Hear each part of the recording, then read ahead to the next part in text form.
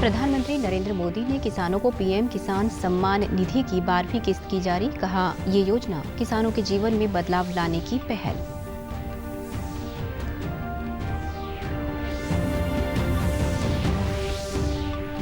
प्रधानमंत्री किसान सम्मान सम्मेलन में एनडीआरआई से करीब 300 किसान जुड़े। संस्थान द्वारा विकसित विशेष तकनीकों को प्रधानमंत्री के सामने किया गया प्रदर्शित।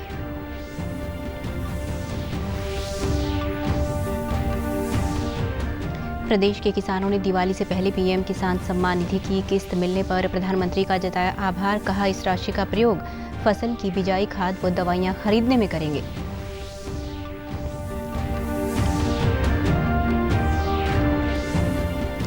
और 12 नवंबर को एचटेट परीक्षा के साथ पंचायत चुनाव के दूसरे चरण के मतदान की तिथि टकराने के बाद हरियाणा विद्यालय शिक्षा बोर्ड एचटेट परीक्षा की तारीखें बदलने पर कर रहा है विचार। नमस्कार, मैं सारिका शर्मा। अब समाचार विस्तार से।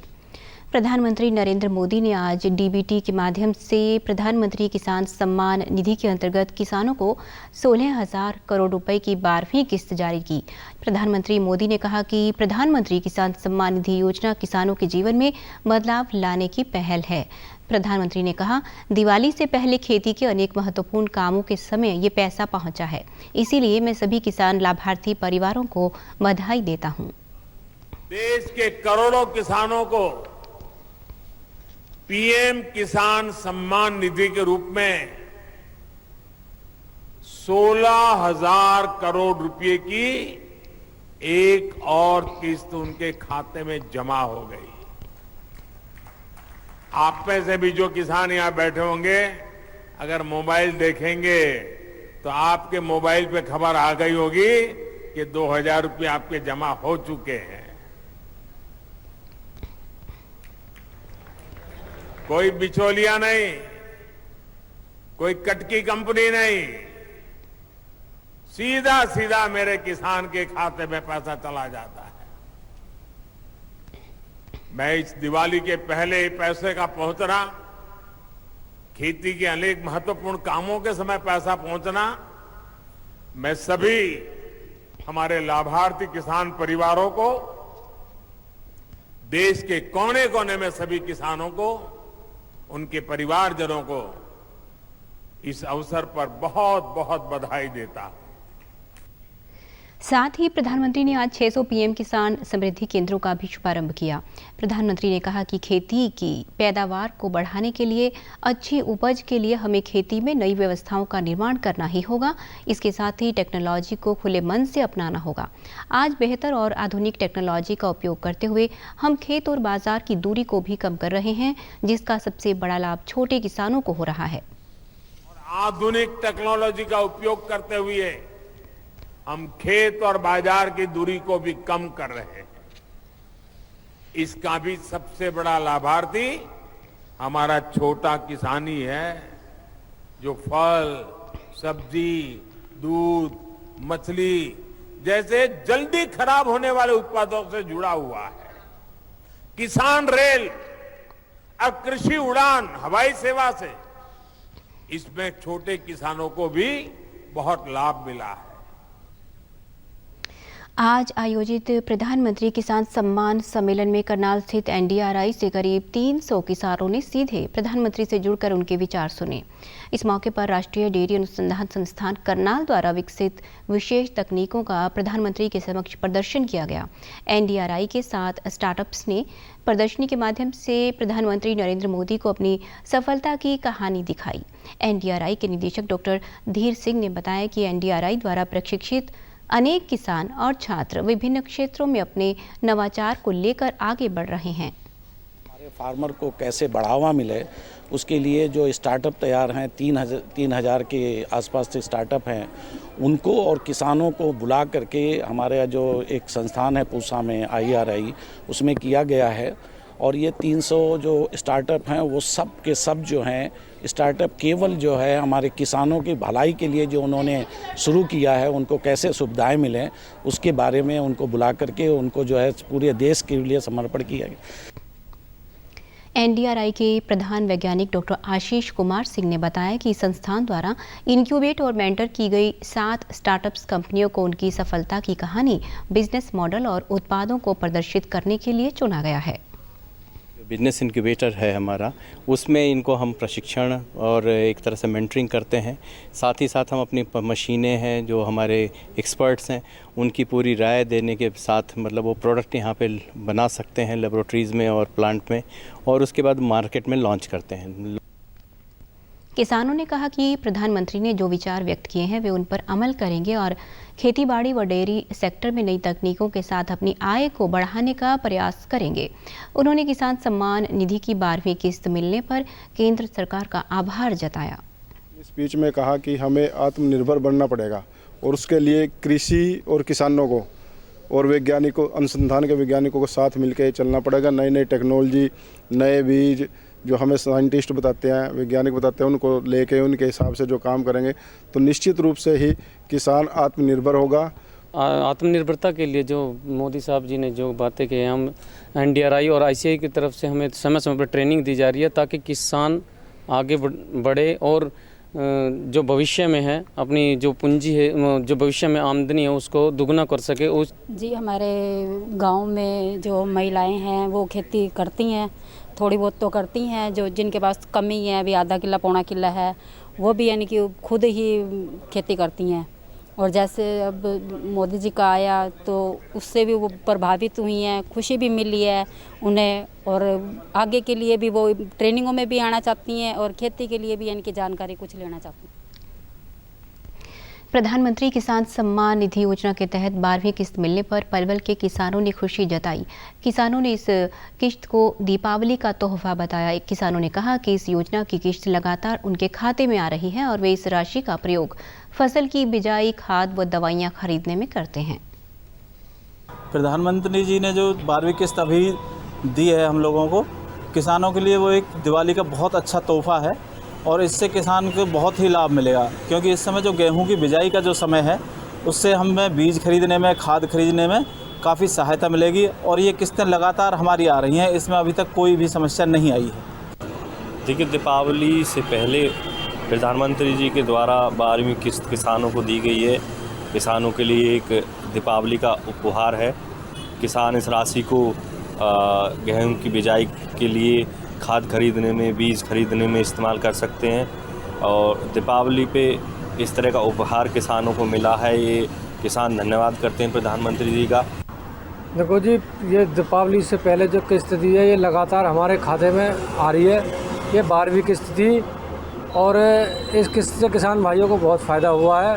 आने वाले समय में गेहूं की जो फसल है उसकी बिजाई के लिए खाद बीज हम ला सकेंगे और जो निरंतर किस्त आ रही है ये किसानों के लिए लाभदायक साबित हो रही है और आगे भी उम्मीद करते हैं कि किसानों के लिए किस्त आती रहेगी।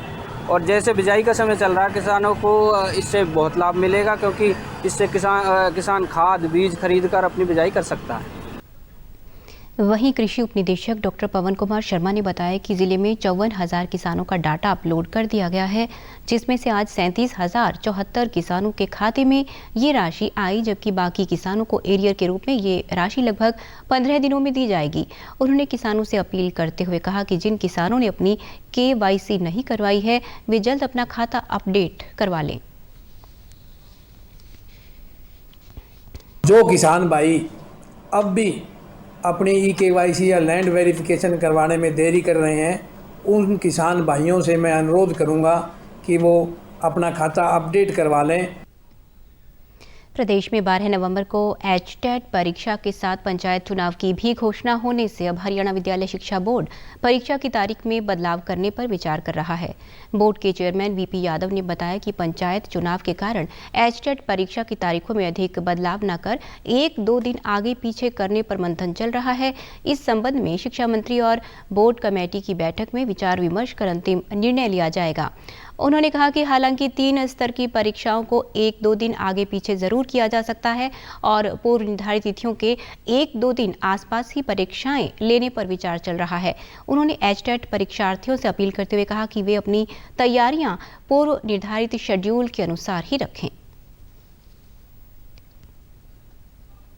नई डेट्स हैं इसके लिए मंथन चल रहा है और सरकार से माननीय शिक्षा मंत्री जी से विचार विमर्श करने के बाद ही हम बता पाएंगे कि अगली डेट कौन सी रहेगी। लेकिन कोशिश रहेगी हमारी कि जल्द से जल्दी जो पहले वाली डेट्स हैं उनके आसपास कहीं की जो है तारीख निर्धारित हो जाए। आपदा से सहमे उत्तराखंड और देश के लोगों को ऐसा लगा था कि फिर से केदारनाथ धाम और केदारनाथ घाटी का निर्माण असंभव है। साल 2014 में केंद्र में मोदी सरकार बनते ही केदारपुरी में पुनर्निर्माण के मरहम से आपदा के जख्मों को मिटाने की कोशिशें तेज हुई। प्रधानमंत्री के मार्गदर्शन में केदारपुरी एक नई सुरक्षित और सुविधायुक्त धार्मिक और आध्यात्मिक नगरी के रूप में विकसित हो रही है। 2013 की आपदा से सीख लेते हुए मंदिर परिसर को अभेद्य सुरक्षा प्रदान की गई है। मंदिर परिसर के चारों ओर त्रिस्तरीय सुरक्षा चक्र का निर्माण किया गया है, जिससे भविष्य की किसी भी आपदा से बाबा के धाम को सुरक्षित रखा जा सके। श्री केदारनाथ धाम के पुनर्निर्माण के प्रथम चरण के कार्य पूरे हो चुके हैं।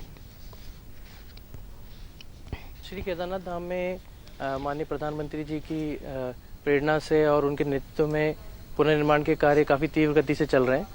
इसमें अभी करेंटली करीबन 21 प्रोजेक्ट हमारे गतिमान हैं और उसमें कई ऐसे प्रोजेक्ट्स हैं जो कि आने वाले समय में जो हमारे यात्री आ रहे हैं, तीर्थालु आ रहे हैं, उनको काफ़ी सहायता प्रदान करेंगे। श्री केदारनाथ धाम आने वाले श्रद्धालु केदारनाथ धाम में हो रहे अभूतपूर्व काम को देखकर अचंभित हो उठते हैं। मोदी जी के द्वारा यहाँ पर जो व्यवस्था की गई है काफी सराहनीय है, काफी उत्कृष्ट है। बहुत ही बढ़िया दर्शन हुआ। यहाँ व्यवस्था भी बढ़िया है, कोई आपाधापी नहीं है, कोई परेशानी नहीं है। रोहतक के कुणाल सैनी ने प्राकृतिक रंगों का प्रयोग कर एक ऐसी इको फ्रेंडली साड़ी बनाई है जिसे पहनने से ना तो एलर्जी होगी और ना ही कपड़े में किसी तरह की महक आएगी। पुरानी होने पर इस साड़ी को फेंकने की बजाय मिट्टी में खाद के रूप में भी इस्तेमाल किया जा सकेगा। कुणाल सैनी ने बुक ऑफ वर्ल्ड रिकॉर्ड्स में टेक्सटाइल में स्वर्ण पदक हासिल किया है। पंडित लक्ष्मीचंद राज्य प्रदर्शन एवं दृश्य कला विश्वविद्यालय से टेक्सटाइल में स्नातक करने के बाद वर्ष 2020 में उन्होंने फैक्ट्री लगाई। कुणाल हस्तशिल्प कलाकार भी हैं। उन्होंने कहा कि प्राकृतिक रंगों से रंगे हुए कपड़े त्वचा के लिए भी फायदेमंद होते हैं। जिसके लिए मैं 2-3 साल से लगा हुआ था, जिसके लिए बार बार एक्सपेरिमेंट पे फेल भी हुए हैं, कुछ परसेंट पास भी हुआ, कुछ परसेंट फेल भी हुआ। At last month and last 15 days पहले मुझे ये मुकाम हासिल हुआ है जिसमें मेरा वर्ल्ड रिकॉर्ड पे गोल्ड मेडल बना है, जिसमें मैंने गोल्ड मेडल हासिल किया इंडिया के लिए। और टेक्सटाइल्स में ये इंडिया का पहला गोल्ड है, जिसमें जो मैंने साड़ी बनाई है वो इको फ्रेंडली है, कंप्लीट इको फ्रेंडली है। उसमें 0.1% भी केमिकल नहीं है।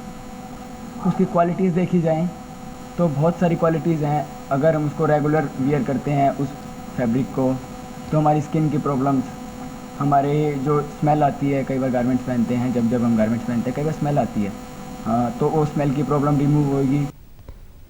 कुणाल के पिता ने अपने बेटे की इस उपलब्धि पर खुशी जताई और कहा कि उन्हें अपने बेटे पर नाज है।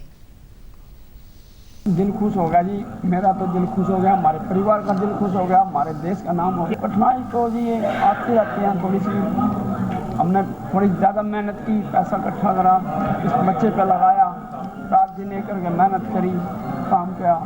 इसने भी मेहनत की, फैक्ट्री में काम करता रहा, रात दिन घूमते फिरते काम लिया, लोगों से काम मांगा, फटाफट मेरे को काम दो, मैं काम करूँगा। आदमपुर विधानसभा क्षेत्र से भाजपा जजपा प्रत्याशी भव्य बिश्नोई के चुनाव प्रचार के मद्देनजर आज पोस्टर जारी किया गया। इस मौके पर चुनाव प्रभारी एवं कृषि मंत्री जयप्रकाश दलाल, शहरी निकाय मंत्री डॉक्टर कमल गुप्ता सहित अन्य नेता मौजूद रहे। कृषि मंत्री जयप्रकाश दलाल ने कहा कि आदमपुर क्षेत्र की जनता में भव्य की उम्मीदवारी के प्रति भारी जोश है। उन्होंने कहा कि केंद्र और प्रदेश की भाजपा सरकार द्वारा करवाए गए विकास कार्यों और जन कल्याणकारी नीतियों के परिणाम स्वरूप जनता ने भाजपा जजपा प्रत्याशी भव्य बिश्नोई को विजयी बनाने की ठान ली है। चौधरी चरण सिंह हरियाणा कृषि विश्वविद्यालय हिसार में स्थापित एबिक सेंटर ने छात्रों, उद्यमी व किसानों से बिजनेस आइडिया मांगे हैं जो उनको कृषि व्यवसाय बनाने में अहम रोल अदा कर सकता है। अब एबिक ने पहल व सफल में आवेदन करने की अंतिम तिथि 31 अक्टूबर तक बढ़ा दी है। इसके लिए उम्मीदवार को चौधरी चरण सिंह हरियाणा कृषि विश्वविद्यालय व एबिक की वेबसाइट पर ऑनलाइन आवेदन करना होगा। एबिक के प्रिंसिपल इन्वेस्टिगेटर ने जानकारी देते हुए बताया कि सेंटर के माध्यम से विद्यार्थी, बेरोजगार युवा, किसान व उद्यमी मार्केटिंग, नेटवर्किंग, लाइसेंसिंग, ट्रेडमार्क व पेटेंट, तकनीकी व फंडिंग से संबंधित प्रशिक्षण लेकर कृषि क्षेत्र में अपने स्टार्टअप को नया आयाम दे सकते हैं। उन्होंने बताया कि इच्छुक उम्मीदवार के लिए कृषि क्षेत्र में अपना व्यवसाय स्थापित करने का ये एक सुनहरा अवसर है, जिसे पहल व सफल में आवेदन करके 25 लाख रुपए तक की ग्रांट व 2 महीने के प्रशिक्षण का लाभ उठाया जा सकता है। अंत में इस बुलेटिन के मुख्य समाचार एक बार फिर।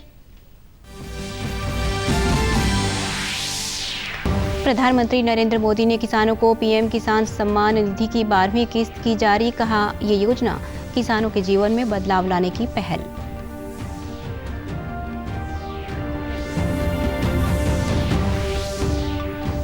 प्रधानमंत्री किसान सम्मान सम्मेलन में एनडीआरआई से करीब 300 किसान जुड़े। संस्थान द्वारा विकसित विशेष तकनीकों को प्रधानमंत्री के सामने किया गया प्रदर्शित।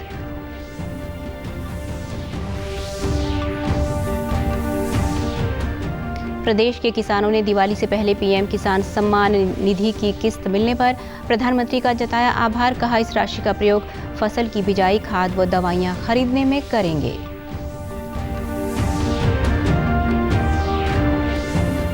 और 12 नवंबर को एचटेट परीक्षा के साथ पंचायत चुनाव के दूसरे चरण के मतदान की तिथि टकराने के बाद हरियाणा विद्यालय शिक्षा बोर्ड एचटेट परीक्षा की तारीखें बदलने पर कर रहा है विचार। समाचारों में आज बस इतना ही। नमस्कार।